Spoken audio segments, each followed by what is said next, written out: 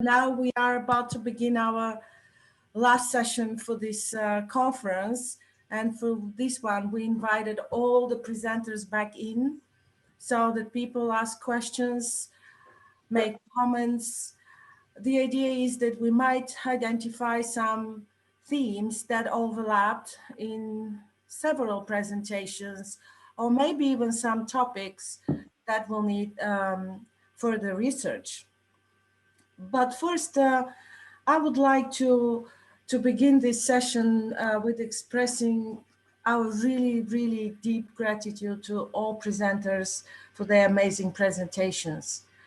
Presentations that provided so many intellectually stimulating conversations over the past 2 days. We know that there was not enough time for a conversation in depth with any of the presenters because our time was limited. However, if anyone who attends the conference would like to hear more from any of the presenters, please give us their names. We might try to create future events and have more in-depth discussions with the presenters from this conference. You can again put it in the chat or in the Q&A, or maybe just email us after the conference if you cannot think so quickly to make suggestions today. And so now we want to have some more questions in our wrap-up discussion. And again, you can put questions or comments in the QA box or in the chat. And the questions could be to one or more of the presenters at this concluding conversation. We talked with Kristin about this, and we would like to begin with one question, which is in a way in two parts. Several of the presentations talked about the early German and British influence on glassmaking in South Jersey. It was mentioned by Mary and Brian and Gay and John and David, but it kind of became clear that Italians were not a prominent presence in these early days. And it wasn't quite clear as to why. Was it because there were not enough skilled workers coming? I mean, because there were many Italians already in the 19th century, if not earlier, but the 19th century most certainly. But maybe because the glassmaking was such a guarded secret in Italy, they couldn't come over? Or could it be that they were met with prejudice, which was in David's presentation, and maybe they were kept at low skilled jobs at the glass factories? This is a kind of interesting because even in the backyard shops, even in the Italian club that Gay mentioned, when I talked to Matt Farabella and asked why Italian club, he said, well, we all Italians, but we don't use Italian techniques, none of them, which is interesting. And the second part of the question is that with the beginning of the studio glass movement, one of a sudden the Italian techniques become very important. Italians are very prominent, so they're employed by many contemporary artists, as we saw in the presentation of Alex and this wonderful presentation that Skitch made today. Why did it happen and how? It's a kind of a long question, but to explain something that seems on the surface like a paradox. I could take a shot at that in part. Many of the Italians that came in the 19th century came from agricultural backgrounds. And so they were recruited specifically to come to work on farms and buy land by the Landis family. And I think that had a lot to do with them not being recruited for glass. Well, also you're correct in that the Italians really wanted to keep the secrets of their specific techniques in Italy, particularly in Murano. And it was only Lino Tagliapietra who came here. If you think about it, he was the first and really the foremost Italian glassblower to come to America to teach here, where, you know, yes, there were artists who went to Venini and watched, but from what I understand, it wasn't so much learning the specific techniques. Before that, again, as far as the 18th and 19th century, from my perspective, I think it was, yes, keeping the Italian techniques there, and also the fact that they were working with different materials. I mean, the basic materials are the same, but yet the raw materials are different. And we were, if you think of America as being settled by initially with the English and the French colonists, we wanted fine lead crystal like what was being made in England. And that's the tradition that came here. And it was the non-lead glass, bottle glass and window glass that was more, I don't want to overstate this, but was more of the German tradition. So the early, you know, we had both, but I think it was trying to isolate the Italian traditions themselves. I don't think they wanted to come here and work here during that period so much. I could be wrong, but that's my guess. And part of the other thing is the majority, if not all, of the glass factories, but a handful in southern New Jersey were bottle and window glass factories, and Right. really didn't need the skills in these factories that the Murano or the Italians were skilled at doing. So there really wasn't that lure to encourage them to come because they were concentrating on bottles and window glass. Oh, I see. Very interesting. So just my point of view here, because I spent a lot of time working with Italians specifically. The first documented case of an American going to the island of Murano to work at a factory was a gentleman named Robert Wilson, who worked in a factory called Barango. And Barango specialized in working with artists that were non-glass based. And Robert Wilson went there. He was from the Southwest, and I believe it was in the early 60s. And he started to work with an artist named Alfredo Barbini, who later trained Pino Signoretto. And that kind of spawned Chihuly going to Venini to be the first artist in residence at Venini at the time. Now, the first documented case of an Italian coming to the United States to teach glassmaking is actually a gentleman named Keiko Ongaro. And Keiko Ongaro is Lino's brother, because Lino married Lina, who is Keiko's sister. And they worked in the same factory together on the island of Murano. Keiko came to Pilchuck in 1965 to teach a glassmaking course, and he really didn't like it. So he said to his brother when he got home, listen, there's a lot of people overseas that want to see these workings.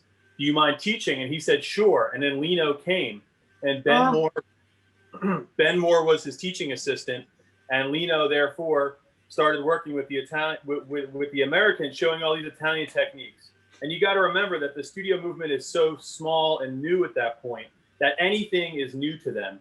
So the techniques that they were using in the factories, such as Venini, Rovietoso, all these major factories, was every day to these guys. And when Keiko came, he was, you know, extradited for teaching something. But Lino said, what is the point of not sharing the technique? Because when we all pass away and the island, you know, becomes no more, nobody's going to have a legacy. We're not going to have a legacy. So Lino said, to this day, I will teach what I know as long as you want to learn. And, you know, I agree with what Gay said, that, you know, the predominant thing that we needed was bottles and window glass. So these elaborate techniques that we're seeing from the Italians are kind of arbitrary at the time. But you'll see as like Winsby's come into play and factories evolve and we get into more decorative aspects of things, that it becomes more and more prominent that we want to see these Italian techniques. And that's kind of the timeline of that specific situation. But in 1292, when the factories moved from Venice to Murano, it was for a threat of fire, but also you weren't allowed to work on the island unless you were born there. So for a long time, people that worked on that island lived there their whole lives. Now there's a ferry that goes back and forth and people can work there. And it's a totally different manifestation. But back in the 1300s, 1400s, so on, you couldn't work there unless you were born on that island. And the island's only a mile long and 2 miles wide. So you got to think it's a very small population. So it's a very small percentage of glassmaking at that time. Brings a whole new light to Brian's work on the interconnectedness of these families in Kensington and Franklinville. Then when you think about that origin of, they're all from a 1 mile long island. And again, goes back to it's all about the family. And like other places, Murano has these revivals. The glass is waning. Wilson comes and he stimulates these factories to start making pieces again. And at the turn of the century, it was that way too, with people making interest in Murano, where glass had waned of interest and skills. The revival of all those earlier techniques had really died out. Maybe this explains why when I visited Murano about 10 years ago, they have a museum there which was covered in dust. And I was so grateful. Oh, our museum is much, much better than this one. And it was right there on the island of Murano. Yeah. Getting back it's to the very start sad. of paperweights. Getting back to the start of paperweights, they came originally from Venice and spread into Bohemia and France. But what the Venetians didn't realize or recognize was the magnifying properties of the encasing glass. If you look at a Venetian paperweight, all the canes are right up near the top of the glass. The French and Bohemians discovered, hey, if we put a bigger layer of glass above the interior, it magnifies everything. So when the American factories came over to get workers, they obviously wanted to get them that knew how to make a paperweight that had the magnifying effect. And I don't think they bothered going to Italy. Yes, you were talking in your presentation about the Millefiori, which originated in Venice, right? But Pietro went to France and from France to us here. Right. Yeah. That's the fascinating trail there of how this glass knowledge travels through, through Europe, and then how all these, the immigration patterns over into America is bringing either purposefully these skill sets or this different sort of tastes that come through, based on how that knowledge might have woven through what was happening in Europe at the time.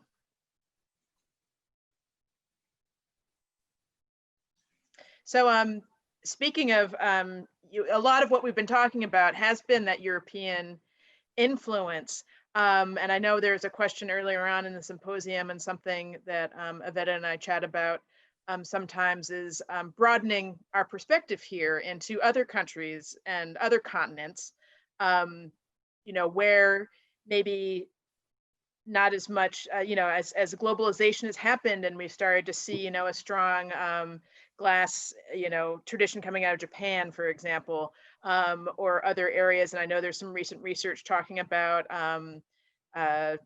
or glass being made in the African continent, not just melted down European glass. So I don't know if maybe, Alex, I'm going to poke at you a little bit. As a contemporary artist, are you seeing more of those international broad strokes from other countries and not just from Europe? Because I know with Blown Away, there is some different representation there.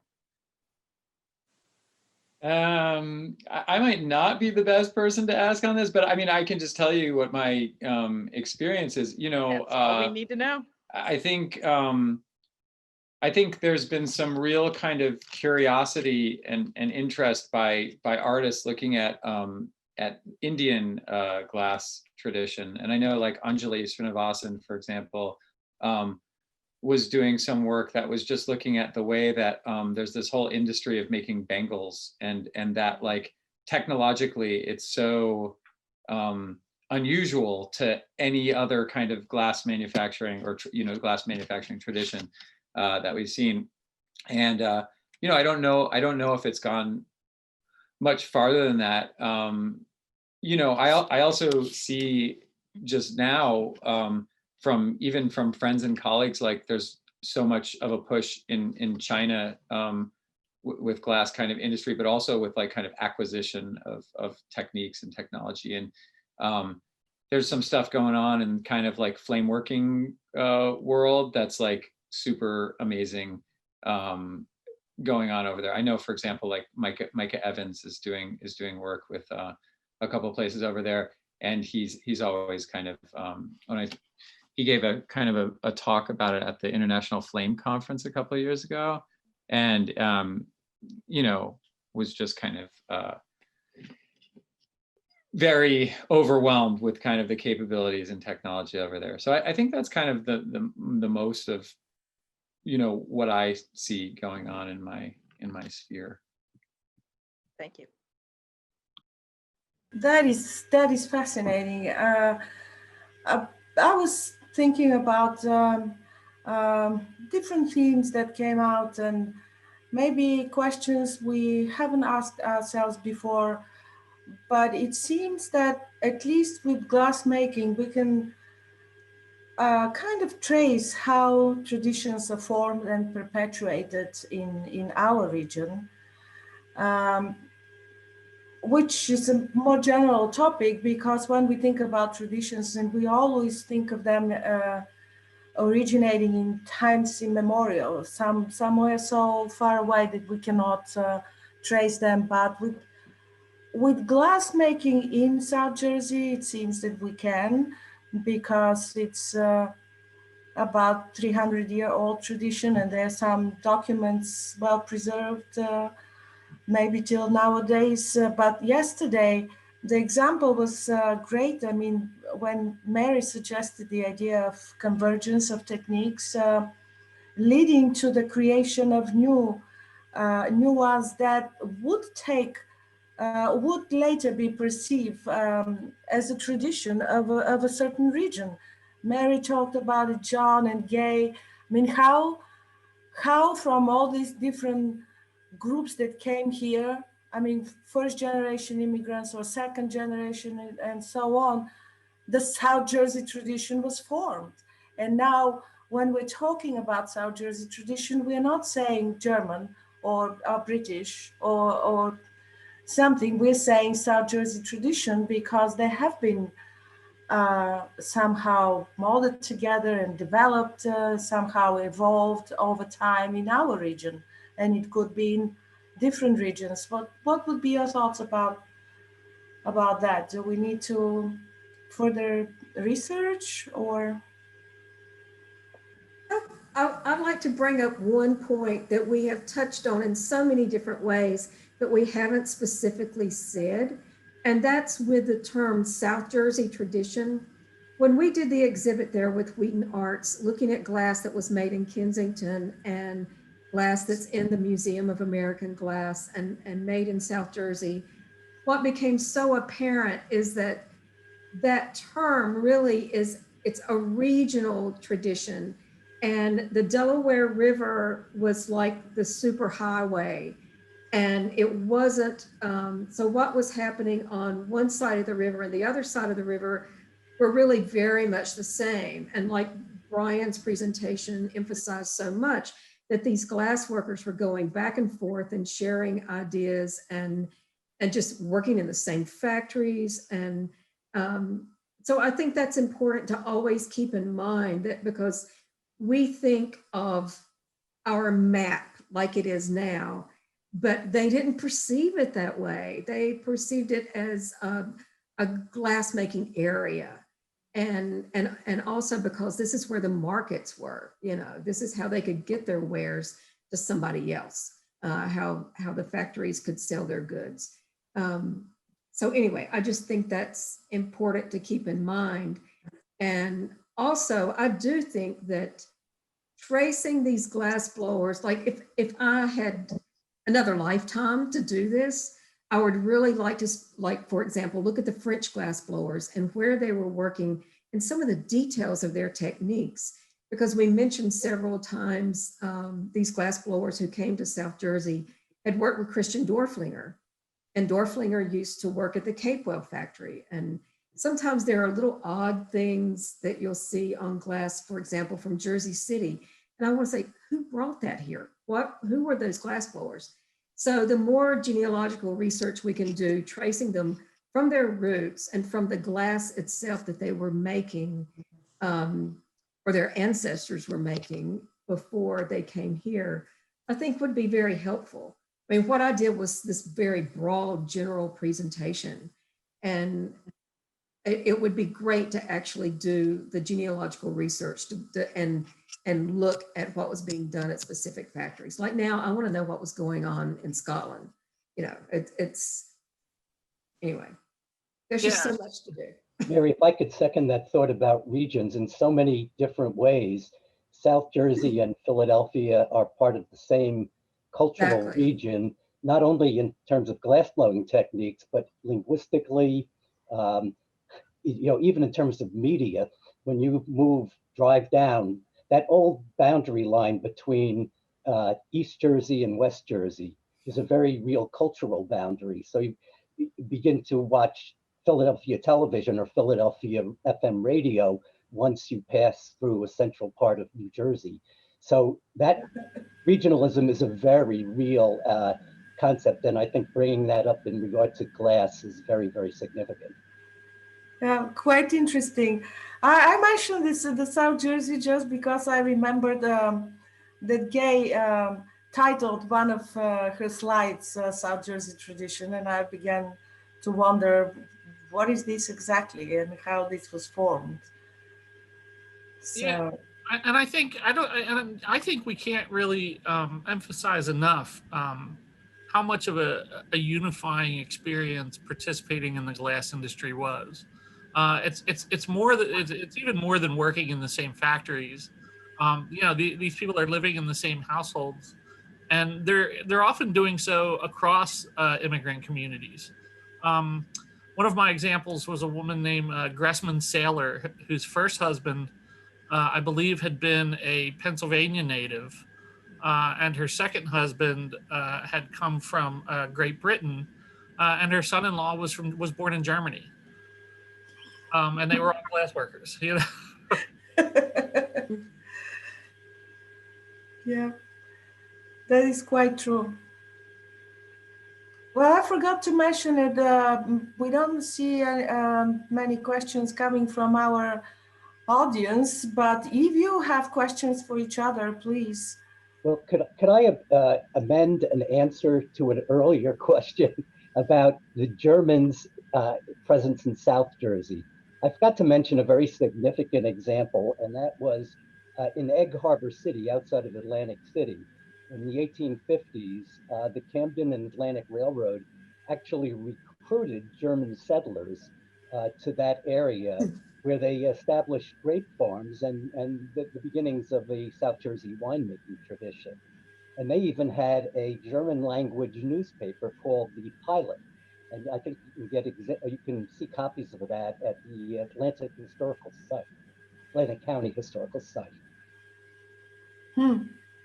And that same railroad link also encouraged glass factories to be built along that, from Atco to Hamilton, to all the stops along that same railroad route, instead of having the glass factories inland. And really changed, those railroads changed how glass factories were established in southern New Jersey, starting with that first one to Atlantic City from Camden. You changed the map of the factories going alongside. Yep.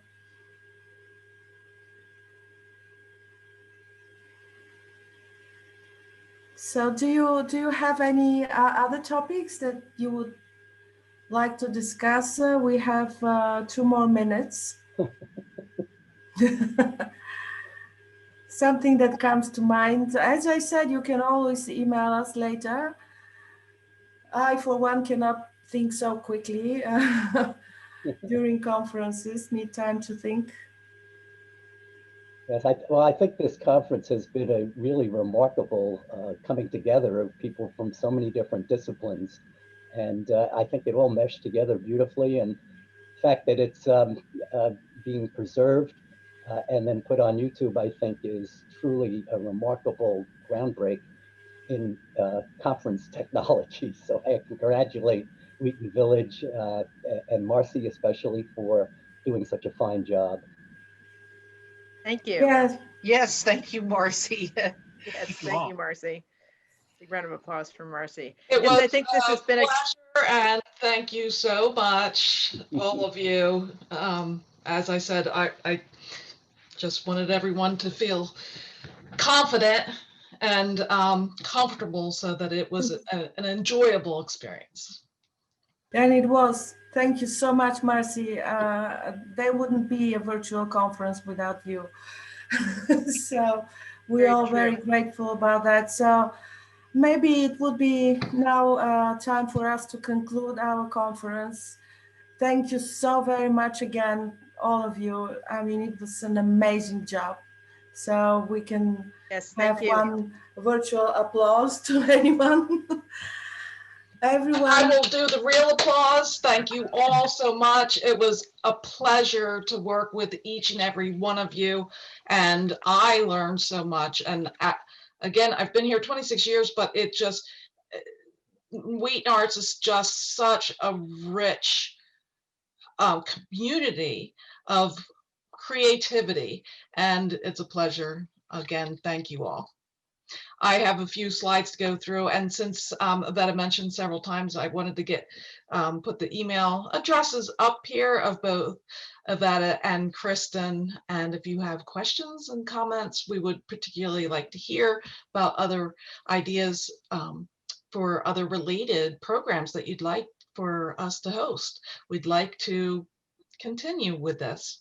And I can't help but continue or repeat that it's pumpkin season. We're also excited, and Skitch, I hope you're still here because I've been talking about you and pumpkins throughout this conference, and reminding everyone that this is a way to support WheatonArts and to have that bit of nostalgia and beauty in your home.